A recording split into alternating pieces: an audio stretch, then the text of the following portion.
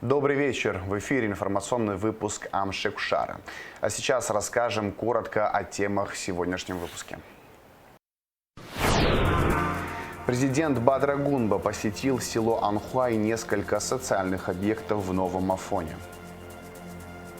18 августа Дональд Трамп принял в овальном кабинете Владимира Зеленского. Центральными темами обсуждения стали будущие гарантии безопасности для Украины и готовность Зеленского к встрече с Путиным. Ученых из республик Северного Кавказа, Южной Осетии, Киргизии, Сербии, Бельгии и Бразилии собрал форум, который начал работу в Сухуми. Экспедиция Русского географического общества вышла на связь с МКС из самой глубокой пещеры мира, расположенной в Абхазии. В селе Анхуа Гудаутского района есть проблемы с энерго- и водоснабжением. Чтобы оценить ситуацию, президент Бадрагунба выехал на место. Глава государства также посетил несколько социальных объектов в Новом Афоне и могилу добровольца Александра Бардадыма. Все подробности в материале Шазины Ханагуа. Бадрагунба первым делом посетил резервуар на улице Джамал-Асмыр в селе Анхуа. Объект обеспечивает водой около 70 семей, однако не может полностью удовлетворить потребности в водоснабжении. Резервуар и часть трубопроводов находятся в аварийном состоянии из-за износа. Это приводит к значительным потерям воды и к дефициту водоснабжения. Вмещает 50 тонн. И эти 50 тонн хватает на вот это село Анухва. Но в данный момент он под землей протекает. Мы его пытались, там вытаскивали ил, замазывали там всякими растворами, но это все временно. И сюда дебита воды тоже не хватает, чтобы он постоянно был полный. Это уже идет от Анухвы. Бадрагунба поручил начальнику УКС изучить проблему и подготовить проектно-сметную документацию. На этой неделе в село доставят необходимый объем труб для водовода, чтобы обеспечить сельских жителей бесперебойным водоснабжением. В селе Анхуа сохраняются такие же проблемы, как и в остальных селах республики. Основные проблемы это связаны с водоснабжением, с энергообеспечением. Значит, даны поручения управлению капитального строительства по тем сложным вопросам, которые существуют в данном селе. Значит, в ближайшее время осметить все эти работы и приступить к ряду вопросов, которые требуют безотлагательного решения. Это связанный вопрос с водоснабжением. Мы побывали на резервуары, к сожалению, не позволяет обеспечить в полном объеме водоснабжением. Значит, принято решение реставрации. Самая главная проблема – отсутствие водовода, который мог бы доставить эту воду до резервуара. Это порядка 2 километров.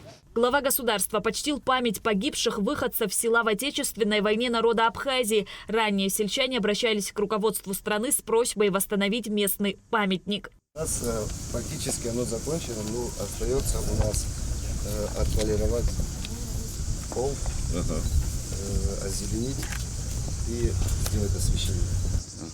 В остальном оно все готово. Я как раз таки был председателем комиссии по празднованию 30-й годовщины. В рамках этих мероприятий мы выделили средства на восстановление этого памятника. Сегодня увидел своими глазами. Есть определенные проблемы, не хватило тех выделенных средств. Буквально, я думаю, что уже на следующей неделе мы выделим дополнительный объем финансирования для завершения реконструкции этого комплекса. Думаю, что уже к Дню Победы мы эти мероприятия завершим. Рабочая поездка президента продолжилась осмотром поликлиники в Новом Афоне. Здание находится в непригодном состоянии. Помимо отсутствия необходимого медицинского инвентаря, нет условий для приема граждан. Несмотря на это, персонал ежегодно принимает десятки пациентов. Ну, вот за год какое количество людей обращается? Около 10-12 тысяч. Около 13 Для нас тысяч. это много, да. Понятно. Какое количество врачей здесь? В общем, у нас гинеколог, терапевт, детский врач, 2 их, кардиолог, стоматолог. Это не только жители Афона, жители села Анхуа, наверное, Анухва и Псырцх. Псырцха, да. Все вместе это где-то 5-5,5 тысяч населения полностью. Считаю, что необходимо первоочередные меры предпринять именно по этому объекту, потому что это очень важное направление здоровья граждан нашей страны. Ближайшая доступность до медицинских учреждений – это Гудауота и Сухум. Зачастую бывает так называемый золотой час, в рамках которого необходимо помочь пациентам. В этом смысле мы обязательно предпримем меры по улучшению ситуации в данной поликлинике. Бадра Гунба посетил среднюю школу Нового Афона, проинспектировал местную инфраструктуру и осмотрел дорогу, ведущую к учреждению. Дорожное полотно здесь разбито. Президент дал поручение по его восстановлению. Директор школы Асида Миканба рассказала о школе и провела небольшую экскурсию.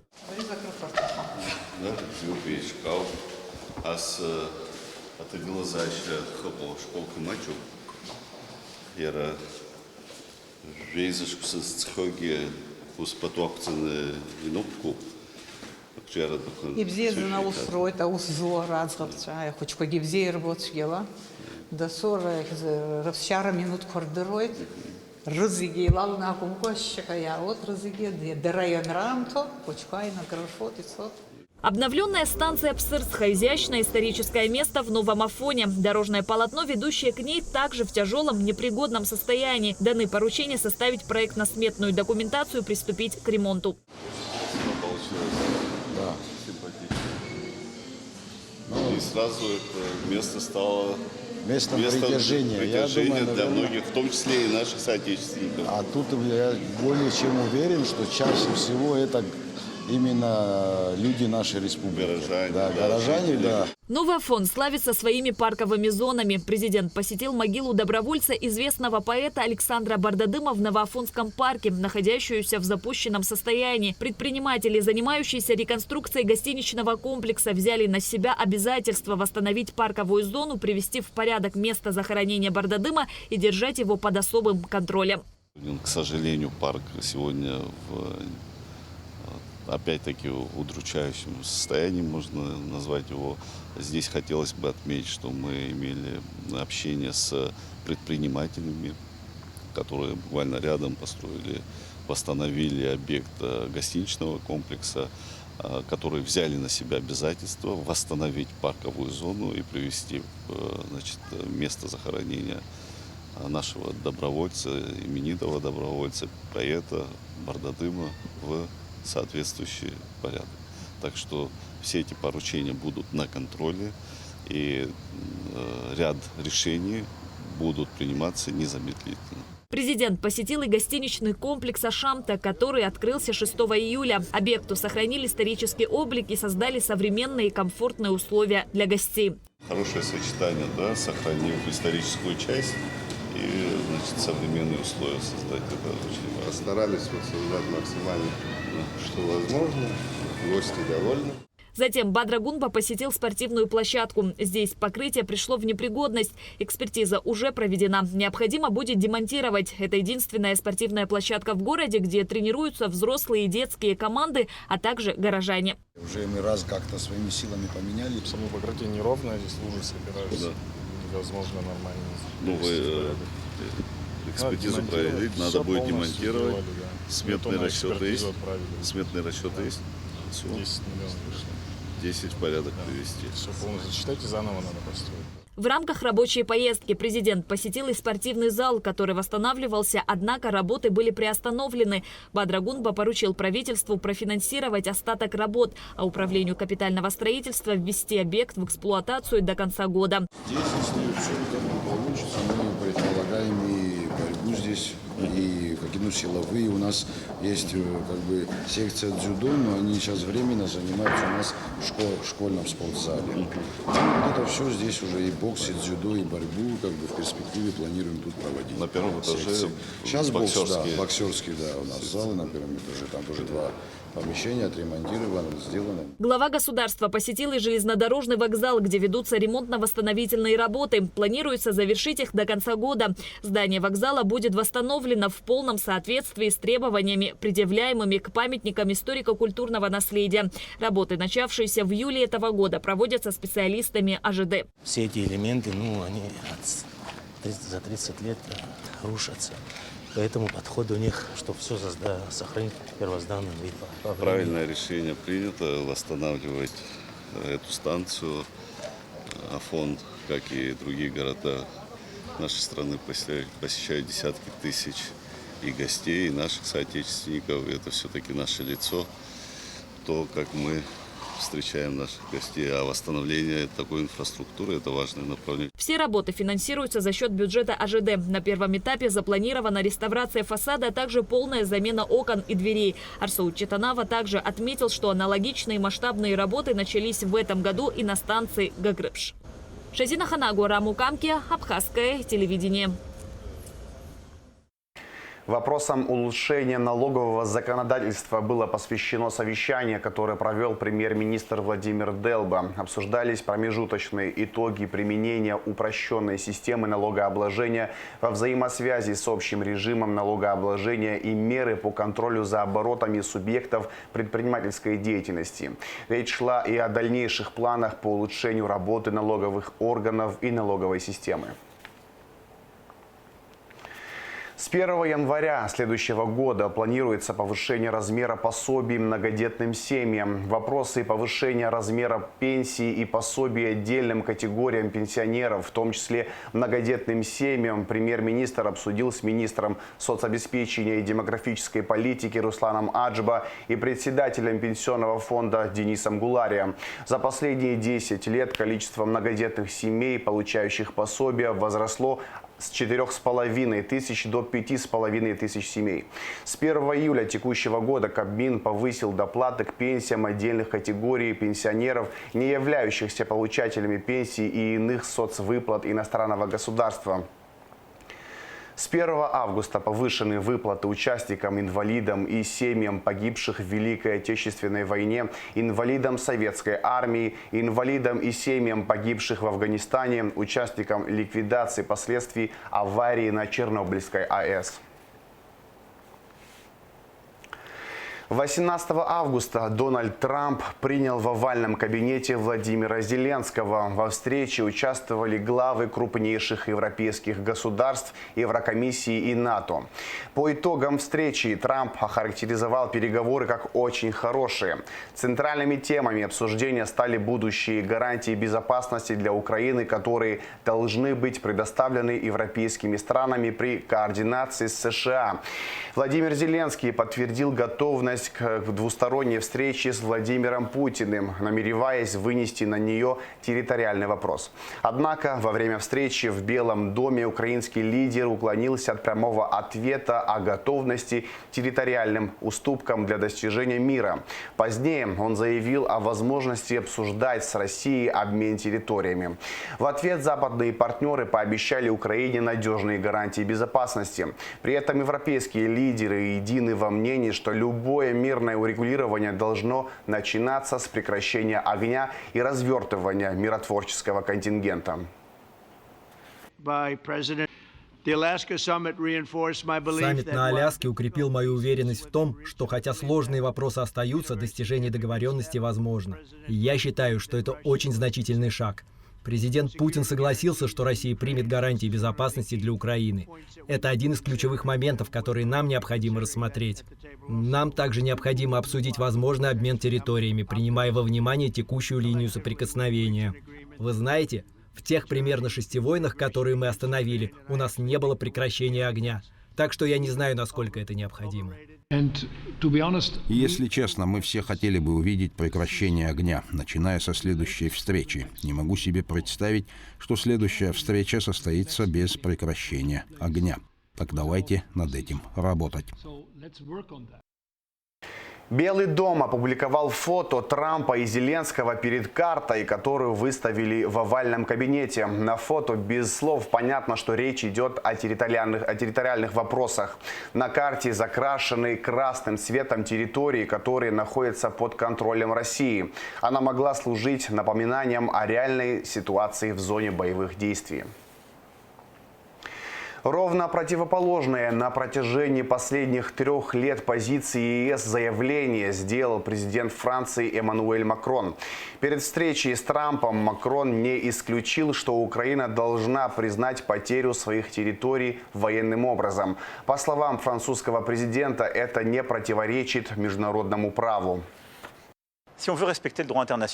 Если мы хотим соблюдать международное право, мы не можем предписывать какому-либо государству территориальные потери. Во-вторых, в рамках перемирия, прекращения огня или мирного договора государство вполне может признать, что территории, которые оно потеряло и которые заморожены. Оно не признает, что они находятся под чужим суверенитетом, но признает, что оно потеряло их в результате военных действий. Это не противоречит международному праву, но это очень большая уступка. И, как я уже сказал, право сделать ее принадлежит не мне. Напротив, ни одна страна после 3,5 лет такого конфликта, после стольких человеческих жертв не может согласиться на территориальные потери даже де-факто, если у нее нет гарантий, что остальная ее территория не будет защищена. Грузия также утратила свои территории военным образом и, следуя логике Макрона, должна это признать. По мнению политолога Беслана Хагба, конфликт между Грузией и Абхазией имеет давнюю историю, ждать каких-либо изменений во взаимоотношениях не стоит. Несмотря на то, что в мире много прецедентов, к примеру, Тайвань и Кипр, вопросы их признания так и остаются нерешенными. Мы долго еще в конфликтных отношениях, десятилетия будем находиться с Грузией. Но то, что вы подняли такой вопрос, знаете, в мире есть прецедент. Я вам напомню ярчайший пример. Это Тайвань. Китай потерял Тайвань, до сих пор не признает. Но Тайвань считается одной из самых успешных в мире образований. Мало кто признает, там 3 или 4 страны, причем и все. США признают Китай единым, то есть частью Тайваня. Но они говорят, мы вам не позволим военным путем вернуть Тайвань. Никогда. Вот видите, таких я мог бы привести огромное количество примеров. Турецкая республика, Кипр. Ярчайший такой пример. Ну и у нас на постсоветском истории до сих пор остается такая страна, которая называется Приднестровье. Понимаете, в мире очень много нерешенных, десятки территориальных проблем. В результате военных конфликтов они сложились, но мир сохраняется. Некоторые государства, которые спорят за территорию, между собой даже договариваются. Понимаете, таких случаев очень много. Очень много вообще методов, инструментов, приемов разрешения территориальных конфликтов. А вот какой выберет, допустим, Грузия, мы не знаем, в ближайшие десятилетия. Они говорят, что мы никогда не признаем Абхазию и Южную Осетию. Вполне допускаю это, но мы должны с этим смириться и строить свое государство. Результаты встречи Владимира Путина и Дональда Трампа будут видны уже в ближайшее время, считает Беслан Хагба. По мнению политолога, сейчас многое зависит от действий Зеленского и позиции США, но уже заметны изменения международного порядка. О чем договорились и что нам рассказывают близкие люди в окружении и Трампа, и, между прочим, и Владимира Путина тоже. Говорят, что возможно договориться с Соединенными Штатами Америки, но надо иметь в виду вот что. Дональд Трамп постоянно подчеркивает и говорит, вот это самое главное, мы не выступаем стороной конфликта, мы посредники, мы обеспечиваем встречи, вы должны договариваться сами. Если какие-то вопросы возникают острые, например, территориальная целостность, территориальные уступки, обмен территорий, вы должны встретиться с президентом Украины, Путин и Зеленский, договориться. Понимаете, об этом говорили на Аляске. Люди не верили, что это возможно вообще поднять вопрос территории. Но вчера, например, когда приехали лидеры европейских стран, приехал Зеленский, состоялась встреча с Трампом, это уже другое, понимаете, очень важная встреча, которой некоторые вопросы начали, вот, понимаете, говорить о проблемах, которые будут обсуждать, и, возможно, и будут говорить о территориальных уступках между странами. А в какой форме, какой механизм, тоже никто не знает, понимаете, но говорят, что это возможно, причем это подчеркивают лидеры стран европейских, причем даже сам Зеленский, между прочим, говорит, что мы можем встретиться с Путиным и говорить о наших территориях.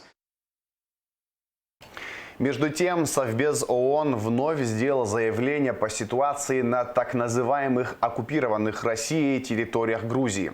Закрытое заседание прошло с участием представителей государств, членов Совета Безопасности Великобритании, Франции, Словении, Дании и Греции, а также будущего государства-члена Совета Латвии. Документ не отличается от заявлений прошлых лет, где Россия обвиняется во вторжении в Грузию в августе 2008 года, агрессии против Грузии и незаконном военном присутствии в Абхазии и Южной Осетии. Примечательно, что на этот раз впервые США не поддержала стандартное заявление, как и все неевропейские члены Совбеза – Китай, Алжир, Пакистан, Панама и другие. Ученых из республик Северного Кавказа, Южной Осетии, Киргизии, Сербии, Бельгии и даже Бразилии собрал форум Совета старейшин коренных народов Евразии, который начал работу в Сухуми. Главная цель международного мероприятия – обсудить Апсуара как уникальный пример сохранения и развития традиционной культуры. Участники обменялись опытом сохранения и популяризации культурного наследия, подчеркнув важность межкультурного диалога для укрепления мира и взаимопонимания. Чтобы обсудить роль и значение традиционных ценностей институтов старейшин в современном мире, а также их вклад в формирование более справедливого и гуманного миропорядка, в Абхазии собрались ученые, политологи, представители Советов старейшин из республик Северного Кавказа, Южной Осетии, Киргизии, Сербии, Бельгии и даже Бразилии. До начала работы форума были возложены цветы к мемориалу погибшим в Отечественной войне народа Абхазии в Парке Славы.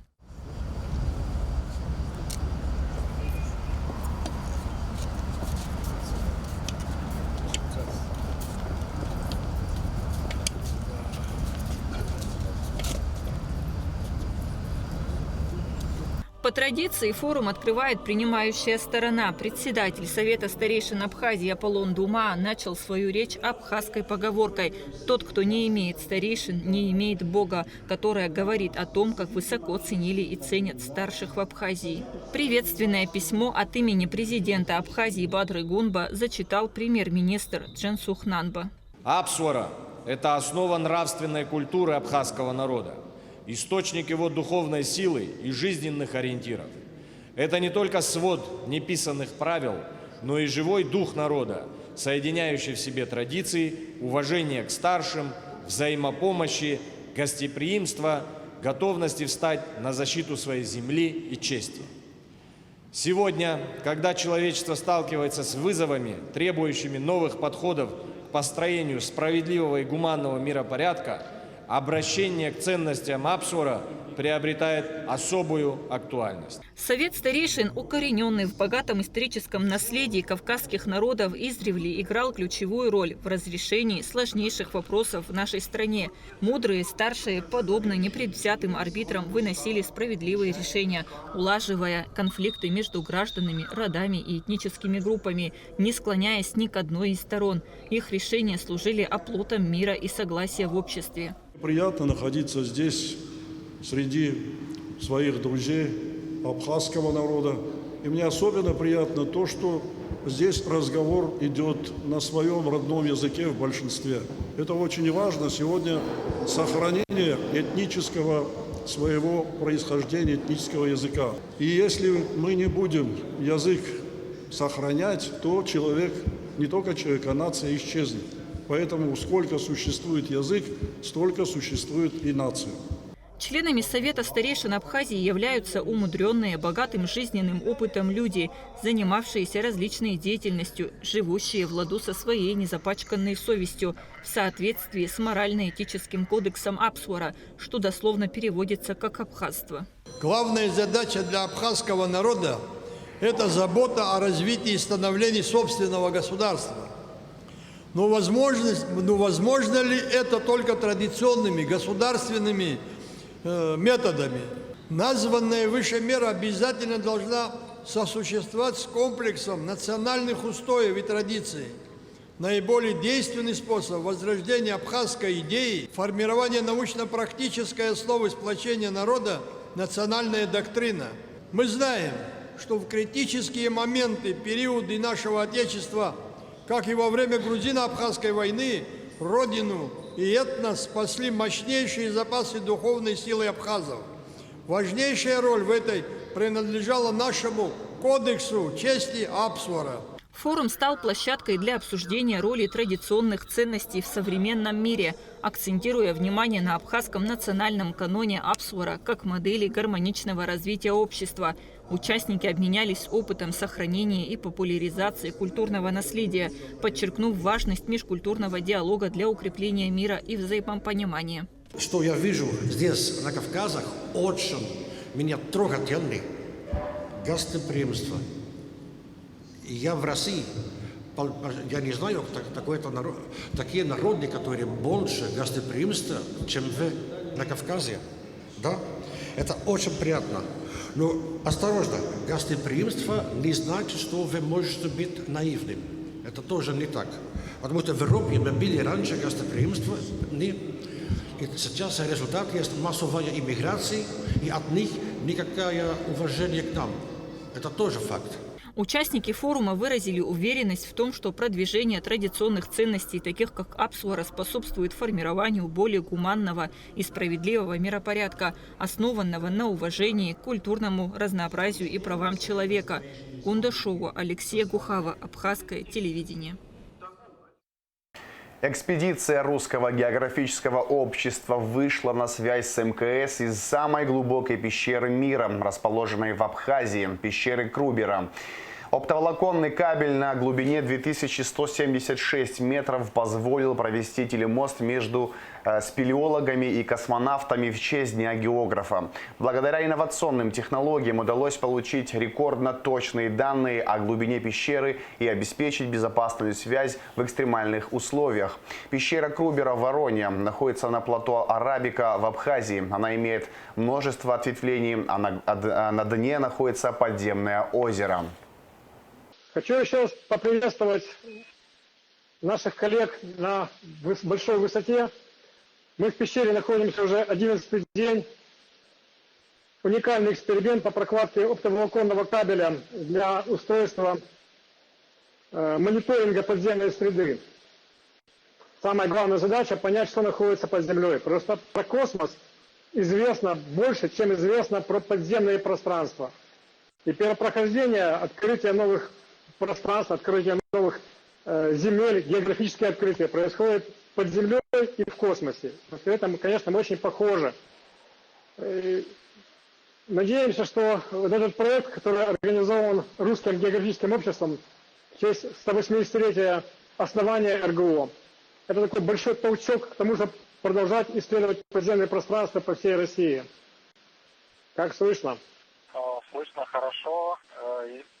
Я также хотел бы с борта Международной космической станции от членов экспедиции 73-й экспедиции на МКС поприветствовать участников экспедиции в пещеру Крубера в честь 180-летия Русского географического общества и поприветствовать группу, которая спустилась в эту пещеру в составе руководителя экспедиции Самохина Геннадия Викторовича, а также членов экспедиции Миникова Олега Анатольевича, Светлова Руслана Сергеевича, Демина Антона Михайловича, Тищенко Алену Владимировну и Щейкину Оксану Юрьевну. С самого высокой экспедиции над землей приветствует самую глубокую экспедицию под землей. Вопросы культуры, развития социума, экономики и права обсудили эксперты из Абхазии и России на конференции в Доме Москвы в Сухуме. Инициаторы проведения мероприятия – участники конкурса «Команда Абхазии». Аэлита Арутюнян расскажет детали. Определение ключевых трудностей и барьеров в развитии гражданского сектора, подготовка конкретных предложений и решений для укрепления гражданского общества, а также оценка современного положения общественных организаций и инициатив в Абхазии. С такой задачей собрались в Доме Москвы абхазские и российские эксперты. Команда Абхазии на сегодняшний день занимается разработкой проектов, проектных решений. Они связаны с развитием как самой республики, так и республики в части системы разделения труда мировой. То есть мы не можем рассматривать ни одну территорию развития ее, если мы не рассматриваем ее в контексте взаимосвязи всегда с другими территориями. Какую бы проблему мы ни затронули на наших научно-практических мероприятиях, она остается актуальной, потому что системный кризис, в котором мы пребываем, он касается социальной жизни нашего общества, и экономики, и политики. И вот эта иерархия проблем, которую вот я для себя выстроила, да, в центре самой большой проблемы как раз это государственное управление. То есть здесь нужно менять подходы, здесь нужно решать серьезные проблемы, потому что от управленческих решений, на наш взгляд, сегодня зависит очень многое. Круглый стол был организован командой Абхазии под руководством Елены Жилиной, финалистки конкурса. Эксперты из Абхазии и России обсудили вопросы, связанные с культурой, развитием социума, экономики, права. Сегодня у нас вот последняя наработка, какая у нас есть, это вот как раз-таки мы взяли за основу герб Республики Абхазия. И в контексте как раз-таки в преддверии мы еще не знали, что будет одна команда работать по культурному коду. И мы до этого опубликовали эту статью. И как раз-таки вот все эти устремления, как предпосылки, они там, собственно говоря, выражены. И нам удалось, как мне представляется, на сегодня, думаю, соединить прошлое, настоящее, будущее с тем, что есть на чем стоять, то, что поможет шагнуть в будущее. И как раз-таки герб Республики Абхазия, образ взятый из нардского эпоса, хочу подчеркнуть, что это очень как раз в части паттернов есть возможность и онтологические моменты, и все остальное, все это увязывать, что образ, культурный код, это такие поведенческие установки, да, они просто необходимы. Но их надо увязывать с современностью, иначе происходит разрушение социальной ткани, и это, конечно, чревато очень нехорошими последствиями. Участники мероприятия нацелены на поиск нестандартных проектных решений для устойчивого развития двух дружественных стран и народов. Доклады экспертов касались основных аспектов общественного развития. Неважно, с каким процессом профессионал имеет дело.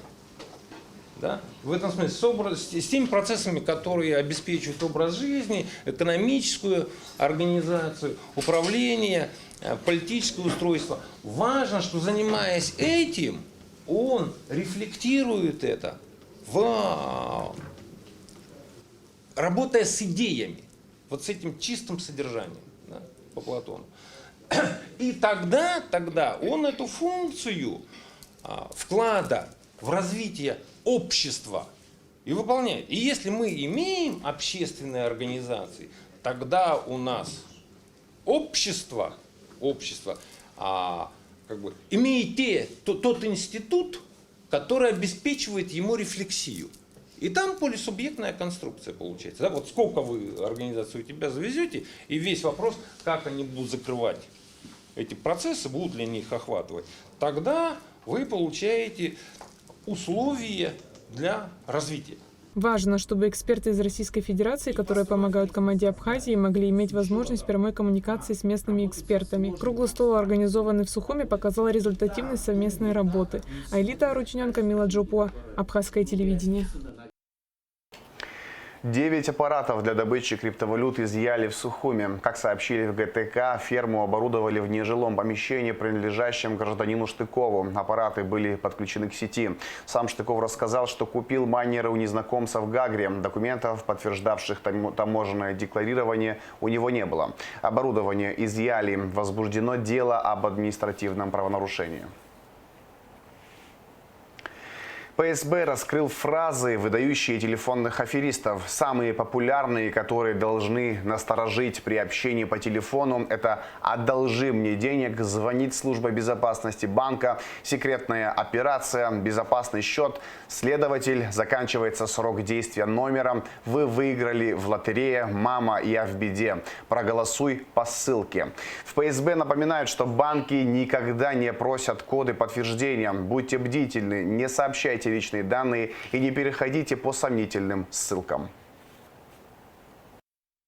В последнее время участились случаи, когда мошенники с помощью искусственного интеллекта подделывают голос и даже видеоизображение. Поэтому, как только во время звонка в мессенджере вас просят одолжить денег, прекращайте общение и сразу перезванивайте собеседнику по обычной мобильной связи. Излюбленная уловка мошенников – представляться сотрудниками спецслужб или правоохранительных органов.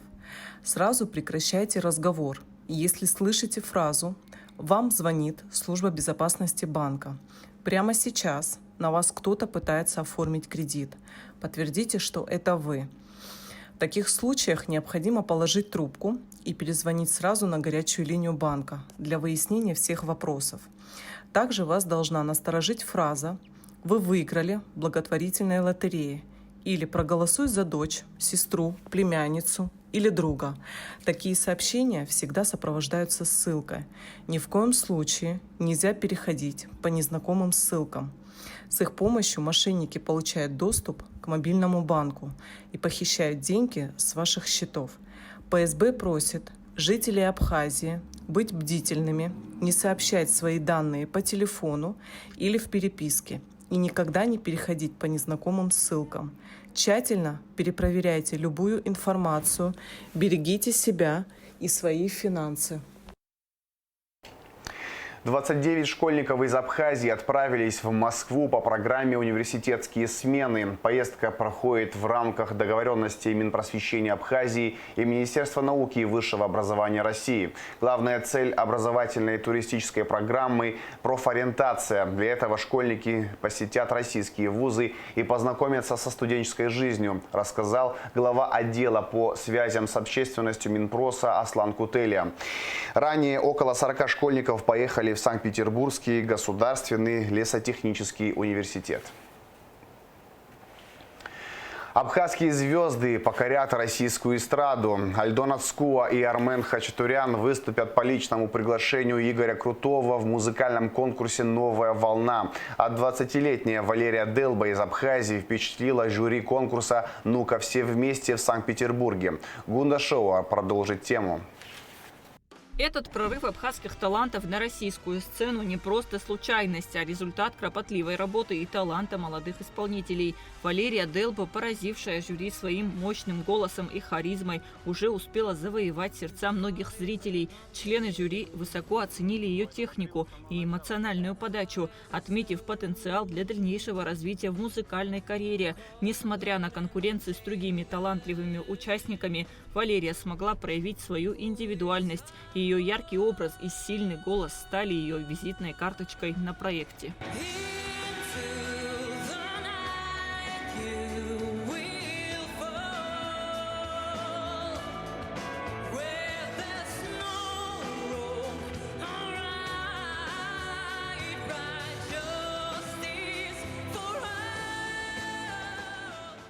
Для меня было большой мечтой на самом деле поучаствовать в этом проекте, потому что я понимаю, что это невероятное шоу с огромным количеством профессионалов, которые сидят и наблюдают за новыми талантами. И, конечно же, мне было очень отрадно поучаствовать там. Я с большой радостью всегда смотрела и наблюдала за другими участниками, и отношение к ним со стороны экспертов, и их экспертное мнение. Для меня это очень было интересно. В отборочном туре в Санкт-Петербурге, где за выход в следующие этапы конкурса боролись сотни вокалистов из разных регионов России, Валерия Делба исполнила сложную музыкальную композицию из фильма «Шпион». Она занимается музыкой с детства. В этом году окончила Московский государственный институт культуры. Эту композицию я нашла случайно, можно сказать, и для меня она является какой-то отправной точкой, поскольку я поняла, что мне нужна песня, которая будет за 1,5 минуты показывать большой навык и большой диапазон мой, который начинается от самой малой ноты, там ре малой октавы, и выходит до 3-й октавы. Это является очень большим диапазоном, и мне было очень важно именно это все показать, чтобы за 1,5 минуты можно было оценить, насколько технично я являюсь. Конечно, было очень волнительно участвовать в этом конкурсе, поскольку это большая ответственность, поскольку я представляю свою родину, Республику Абхазия, и для меня, конечно же, это было очень волнительно, с трепетом я выходила на сцену, но с большим удовольствием, так как понимала, что я смогу продемонстрировать не только себя, но и свою страну. Успехи абхазских исполнителей на российской эстраде подчеркивают богатство и разнообразие культуры Абхазии. Еще одно достижение абхазской эстрады – участие Альдоны Цкуа и Армена Хачатурян в музыкальном конкурсе «Новая волна». Приглашение артистов Игорем Крутым свидетельствует о высоком уровне их мастерства и потенциале. Здравствуйте, дорогие друзья, дорогие зрители! Я Альдона Цкуа, оперная певица, солистка Абхазской государственной филармонии. Хочу поделиться с вами большой радостью. В этом году нам с Арменом Хачатурян выпала огромная честь представить нашу любимую Абхазию на международном конкурсе-фестивале «Новая волна-2025», который пройдет в Казани. Для нас это не просто участие, а возможность показать, что в маленькой стране рождаются большие голоса. Мы гордимся, что можем представить нашу любимую Абхазию на международном уровне и очень надеемся на вашу поддержку. Эмоции не описать словами. Это гордость, вдохновение, волнение и огромная ответственность. Мы благодарим за этот шанс и верим, что с вашей поддержкой мы сможем достойно представить нашу страну. Молодые таланты Абхазии продолжают развиваться и демонстрировать свои способности миру. Их достижения вдохновляют новое поколение музыкантов и подтверждают, что Абхазия – земля, богатая талантами. Остается пожелать им удачи и новых побед на музыкальном поприще. Кунда Шоуа, Константин Парулова, Абхазское телевидение.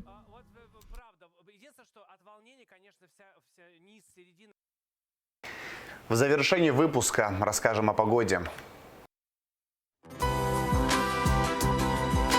20 августа в Абхазии не ожидается осадков. Вечером возможен кратковременный дождь, гроза. Сохранится удушливо жаркая погода. Температура воздуха ночью 17-22, днем 27-32 градуса тепла. Температура морской воды плюс 28 градусов. На этом информационный выпуск Амшихшара подошел к концу. До новых встреч. До свидания.